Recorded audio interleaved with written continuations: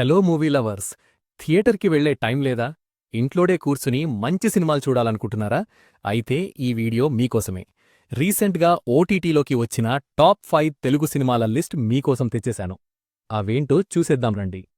మన లిస్ట్లో మొదటి సినిమా విత్ లవ్. ఇది నెట్ఫ్లిక్స్లో స్ట్రీమ్ అవుతోంది.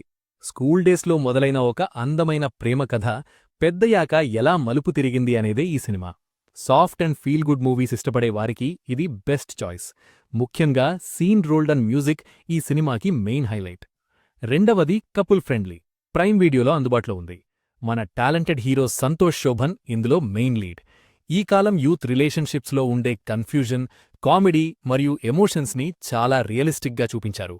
కొంచెం అడల్ట్ కామెడీ ఉన్నా యూత్కి బాగా నచ్చే సినిమా ఇది. Number 3 bookie. ఇది జీ5లో స్ట్రీమ్ అవుతోంది. చిన్న గొడవ వల్ల విడిపోయిన ఒక జంట మళ్లీ ఎలా కలిశారు అనేదే ఈ కథ.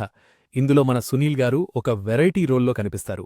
రియలిస్టిక్ డ్రామా ఇష్టపడేవారు తప్పకుండా చూడాల్సిన మూవీ ఇది. నాలుగవ సినిమా సీతాపయనం. సన్ నెక్స్ట్లో చూడొచ్చు. ఇదొక beautiful road trip movie.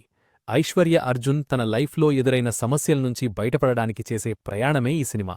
Visuals చాలా బావుంటాయి. ఫ్యామిలీతో కలిసి హాయిగా చూసేయచ్చు.